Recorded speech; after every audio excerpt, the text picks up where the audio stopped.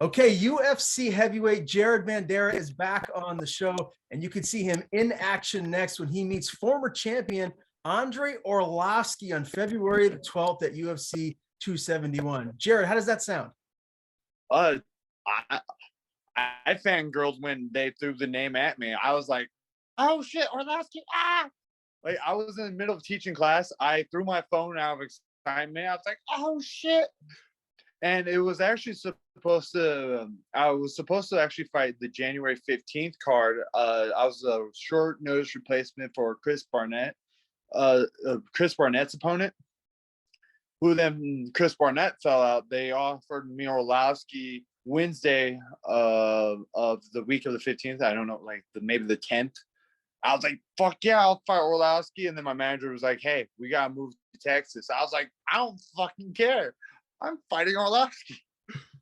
So I fangirled a little too hard. Oh, I can only imagine. I mean, he's a legend in the game here. So why was the initial date moved? Do you know why? I think it was just a really, really short notice for not only Arlovski but myself. It was literally like 3 days before, or it was like a day before weigh-ins. And like because I didn't officially sign the contract to fight Chris Barnett because the day I found out that Chris Barnett got hurt was the day I got medically cleared. I get all my medicals done. I get cleared by the doctors for the UFC. I actually redo my medicals for the UFC. So I'm like, I'm pristine, good to go. I call my manager. I'm like, yo, Jason, I'm fucking clear. He's like, so your opponent got hurt. I was like, motherfucker. And so I waited the whole weekend, no word. I still maintained eating right for the most part. I was like, yo, I don't know. I feel like I should just eat right. Boom, I get a call or I get a text message Wednesday. It's like, hey, you want to fight Arlovski? I'm like, when? He was like, Saturday. I'm like, yes. And they're like, yep. And I talked to my manager. I'm like, I would love to fight on pay-per-view. I would love to have that opportunity. So I was thinking, because I live in Hemet, I'm like an hour away from Anaheim. I'm like, yo, we'll fight next week. I'm like, yeah, we're gonna fight on the Francis Gone card. I'm like, yeah. He was like, you want to fight in Houston? I'm like, even better. The Anaheim drive's so much nicer. Yeah, no doubt. Well, the last time that we did speak, Jared, there was everything was up in the air, really.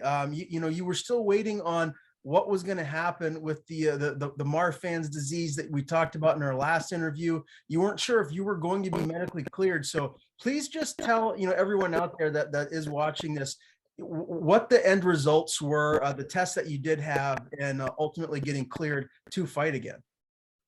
So I had to see an internal medicine doctor. So basically there's a point system to Marfan syndrome. So if like an average doctor kind of goes over the bullet points real quick, Now the average doctor, I nail about like 7-8 of these points.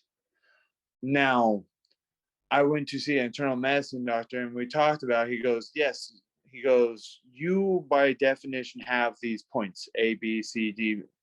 He goes, but here's where these points, you don't fall in the category. He goes, yes, you have long arms, but we're looking for longer. Like I fit a lot of these extremes, but the most mild cases of the extremes. They're like, yo. So what they came back and they're like, yo, we'll test you for what is it called? Basically, they're testing if I'm just basically a rubber band, meaning I don't really break, I dislocate, and that's something I've known most of my life, and it's connective tissue disorder. Now that's what these, and then I also saw a Marfan specialist on my own volition. And he said the same thing. He was like, yo, you show signs of more of a connective tissue disorder than Marfan syndrome. He goes, good news about it, there's no connective tissue or disorder that's fatal outside of Marfan syndrome. I was like, fucking cool. And told my manager that, and they're like, yeah, but not fatal. It just means you're bendy. And I talked to the doctor, and he's like, yeah, I'd put you to fight in a heartbeat. And I mean, I got this from internal medicine and a guy that specializes in it. And so they're like, cool, you're good to go punch people in the face. I was like, yes. Such great news, man, because I know, again, the last time we talked, that was up in the air. I think it goes without saying that's a massive relief for you. What were your immediate reactions? Because I got to imagine this was really weighing on you for quite some time. Well, okay, so I've brought this up plenty of times to plenty of different doctors. So because it was something I really was concerned about, but I did a lot of research on it that kind of comfort me, knowing that if I do have it, these are the things to look out for. Now, when I started really talking to the specialist, he truly broke everything down to me. He dumbed it down. He explained it like he told me, he goes, if you did have Marfan syndrome, he goes, how active you are, you would be dead by now.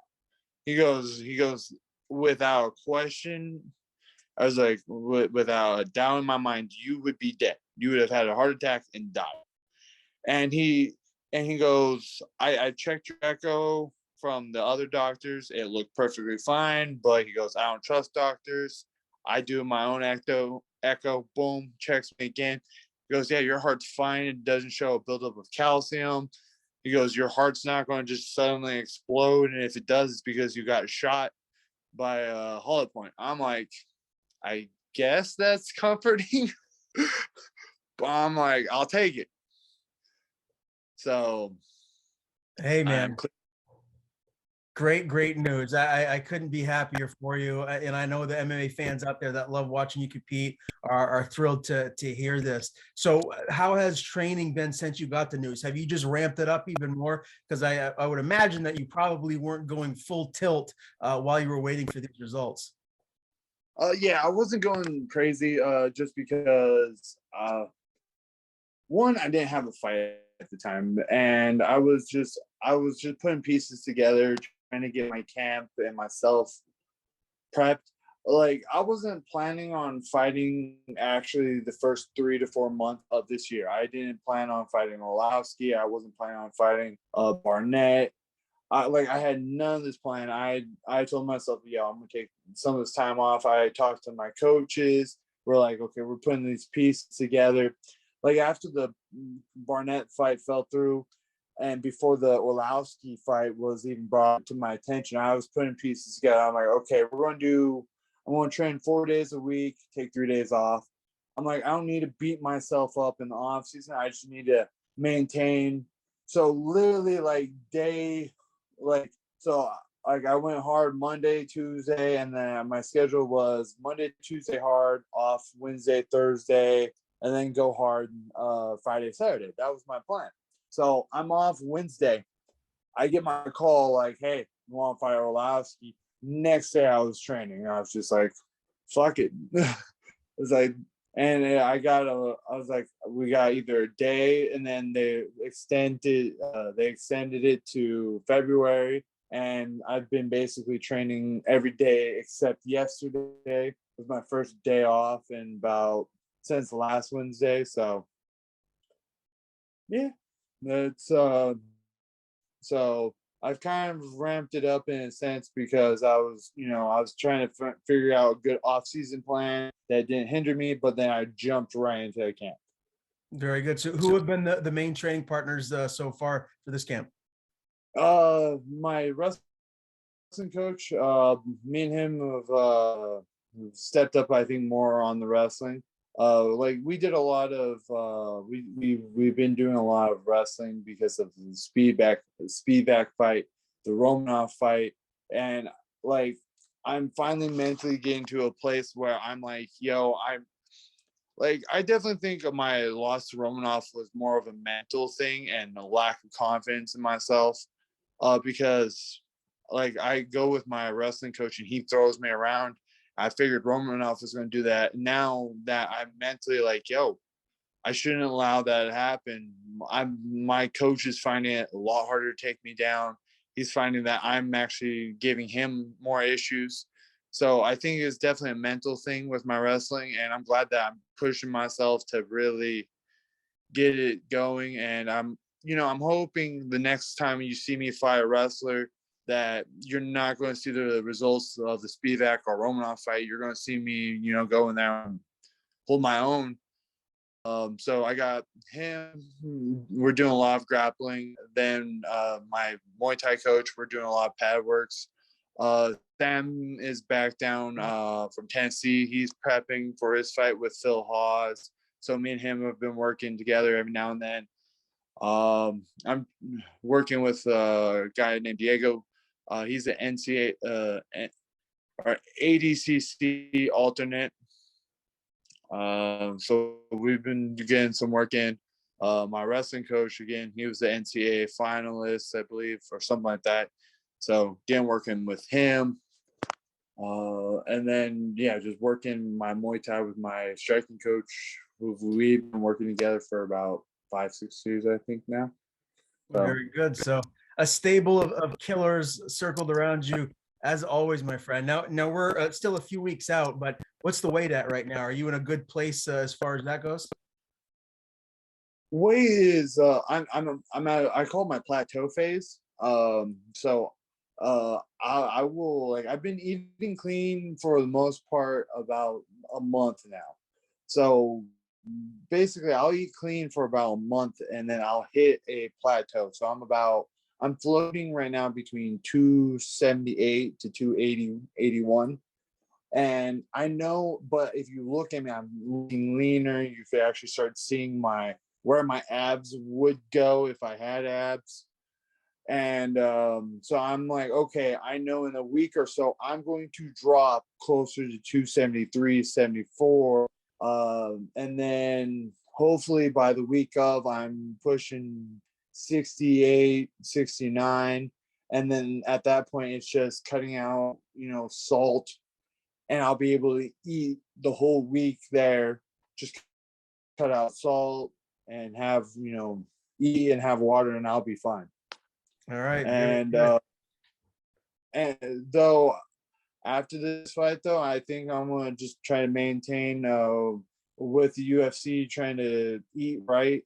Really been working with the PI to get me better food coming my way, consuming better food. So I know after the Arlovski fight, I'm going to just keep that momentum of just eating right with me. And hopefully, the next fight after the Arlovski fight, you might actually see massive visible changes in my physique and in my cardio.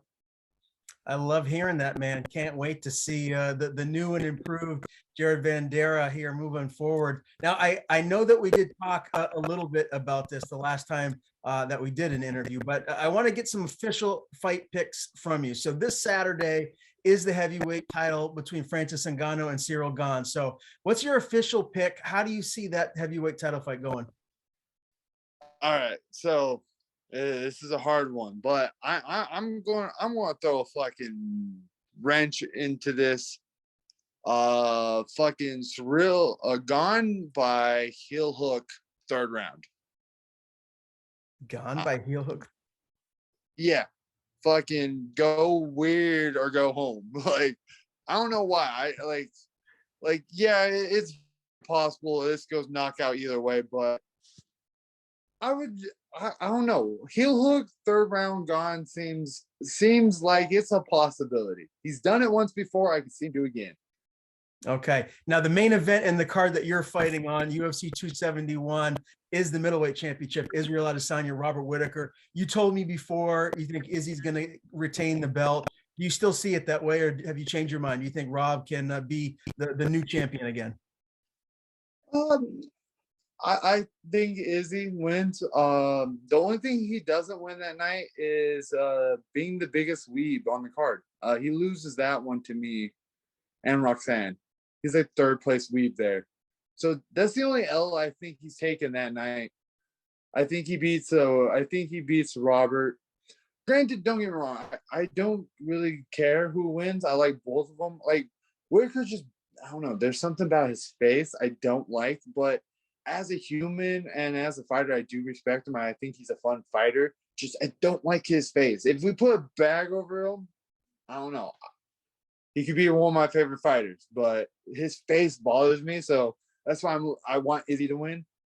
Okay, all right. So you got Izzy winning, and you have Gon beating Ngannou this Saturday. So a couple of monster fights right around the corner. Well, let's talk about your fight. Obviously, it's going to be in Houston, Texas, UFC 271. Who will be with you in Texas, being in your corner come fight night?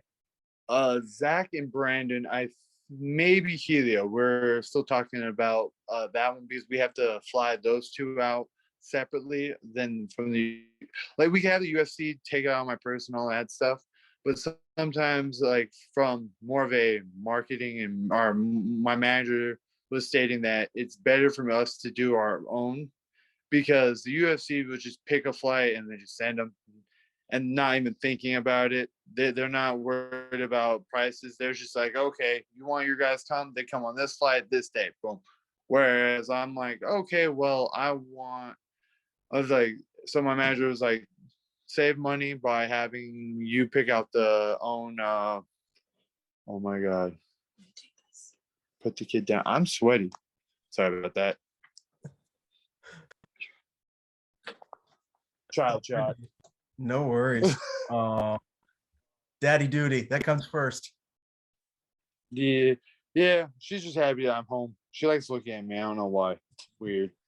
But yeah, no, my manager said it's better to have them fly but with our choices it saves money. And honestly, it just makes it more comfortable for them and us all together because we are kind of able to coordinate it and dictate how it goes for them. So I know Brandon's coming. We're going to talk to Helio about him coming. And then from there, hopefully, if I could have at least those two in my corner, I think everything else would work out. That's. I know I have a few friends that are like, "Yo, I'm coming to Texas just to see you fight." I'm like, "Damn!" Like, all right. So that's another thing I'm excited for is actually having fans in around me. This is the first time I'm going to actually see more than 10 people. Or I had a few fans in the Romanov fight, but I'm talking about stadium wise. I'm excited for that. Yeah, man, of course. I mean, it's a huge fight, and talk about a phenomenal opponent, former champion Arlovski. Plenty of tape on him, so you really know what to expect and what kind of a fighter he is. But just break it down for me right now. What do you feel like he's going to try and implement against you come fight night? How do you see this fight going? Oh, so he's kind of been very consistent on what he's been doing for I'd say the last 5-6 years. He's been more leaning towards the striking, predominantly of more of a boxing base. Don't get me wrong, he throws his kicks just freely, but he's definitely has a heavy boxing base. You see it with Carlos Felipe, Chase Sherman fight. They don't. So I'm expecting him to come in with good cardio, throwing his hands, and and I expect him to have a few tricks up that sleeve because you're not an old guy in a young man's sport for no fucking reason. But I also know that he has a lot of skills and time that makes him dangerous, but he's also again has a lot of time. So there's some wear and tear on the man that I can maybe exploit. I need to go in there with the respect that he's been in the game for a while, but not like I need to make sure I don't get caught in the moment of, oh, this is Arlovski, and not implement my plan because I'm starstruck in a sense from a legend like Arlovski. Yeah, very well said. So give me your official prediction, Jared. How do you see this fight ending? Spinning heel kick to the head. What round? I'm gonna go round 3, 4 minutes and 50 seconds. Okay, well, I got to tell you, I'm very, very excited for this fight. I know that probably doesn't come as a surprise to you, but I always love watching heavyweights get in there, especially when it's you and Andrei Arlovski. Sign me up. I will be intently watching February 12th, UFC 271. Always a pleasure talking to you, buddy. Before I let you go, I want to give you the floor. Tell people where to follow you on social media. And if you have anyone to thank, the floor is yours. You can follow me on basically all forms of social media: TikTok, Facebook, Instagram, and Twitter under Jared Vanderaa. Ryan, it's always a pleasure. Love working with you. Thank you for having me on again for like the 15th time, and I'll be on 15 more times. Don't worry. I want big shout out to my gym, Team Quest, my coaches definitely helping me, and a huge shout out to Jason for making this fight come through. That's all I got today. Thank you for watching and listening.